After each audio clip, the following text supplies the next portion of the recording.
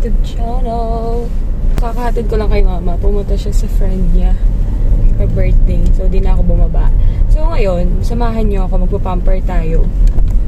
Hindi ko din alam saan ako pupunta. Pero, dapat kahapon pa to. Valentine's. Pero, ewan ko ba? Iba yung mood ko kahapon. Tapos, sinabay pa ng ulan. Sakit ng katawan ko kasi nung galing ako sa dorm. 2 days ata. Paggabi. Sumasakit yung katawan ko. Kahapon, Friday. Valentine's. Kaso, tinamad ako. Natulog na lang ako hanggang gabi. So, ngayon ako alis.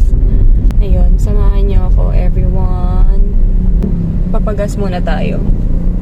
Tapos, try ko din daan mamaya sa grocery. Hanap ako ng pesto paste kasi nag-crave ako ng pesto. And then, yeah, hanap din ako ng bulaklak. Try ko bilhin ng bulaklak. So ngayon, since malapit lang dito naman yung kung saan ako nagpapa nails, doon na din ako magpapaspa. Lapit lang dito sa kanto. Tapos, daan tayo sa dental clinic mamaya.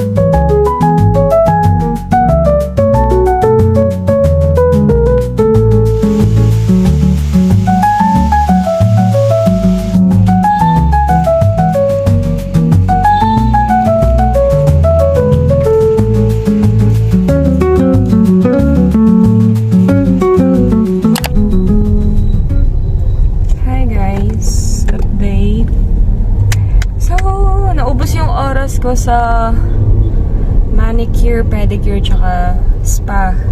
Ngayon, saruduhan na ako ng ibang mga dental clinic. Meron man, pero by appointment siya.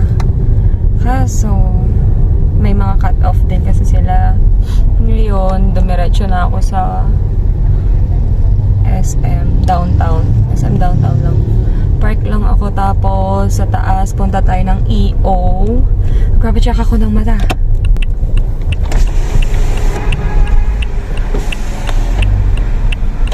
Hanggang anong oras po? Okay. Yun. Tinanong ko hanggang anong oras. Ay, natatakpan pala. Kasi pupunta pa ako sa gilid ng simbahan, bibili pa ako ng bulaklak after ko sa EO. So, dito ko lang yung sasakyan. Maraming sasakyan dito sa harap ng SM Downtown. So, good thing.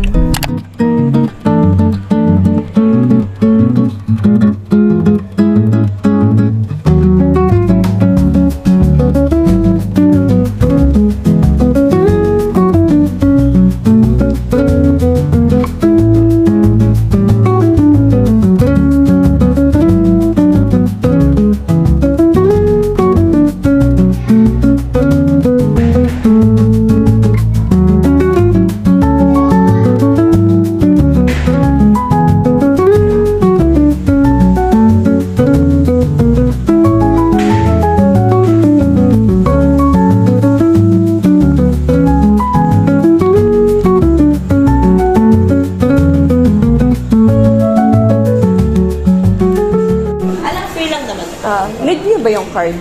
Or okay na? Dala ka naman. Okay.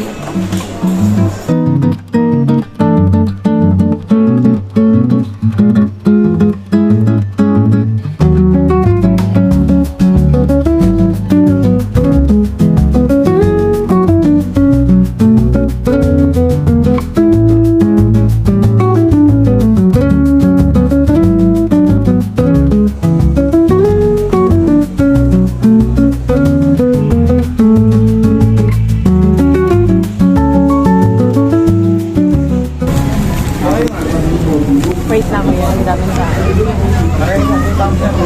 Kuya, dito, magkano? 300 po. Ay, bangos. May ano kaya? May dark pa ba nito? Yung gantong kulay? Oo, meron. Meron Ilan pa po. Kano po sa ganito? Ay, nak, wala no? Wala po eh. Ilan? Isa? Isa Isa po. isa pong dark na ganito, tas isa din pong ganito. Magkano po kasi? 100?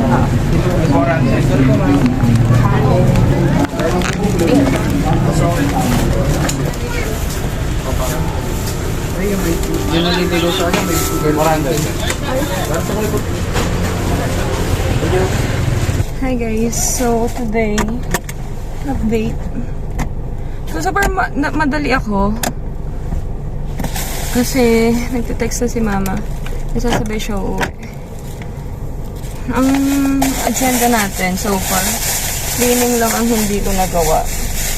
Pero, all goods naman daw. Pero nasira yung mga kuko ko. Ito. Ayusin ko sa bahay. Tapos ngayon, nakabili din ako ng bulaklak. Nakabili ako ng pesto, ng pan. And niluluto na lang ng pasta sa bahay. Late celebration ng Valentine's, but still. Oh, ayan. Tig-isa sila mama tsaka papa. Tapos ako, bukas na ako bibili ng sa akin. Pag uwi ko nandun, daad na ako dun. Sana meron pang stock. Dapat pala 3 yung binili ko. No. So, yun. Update ko kayo guys. Puntahan ko muna si mama. Bye!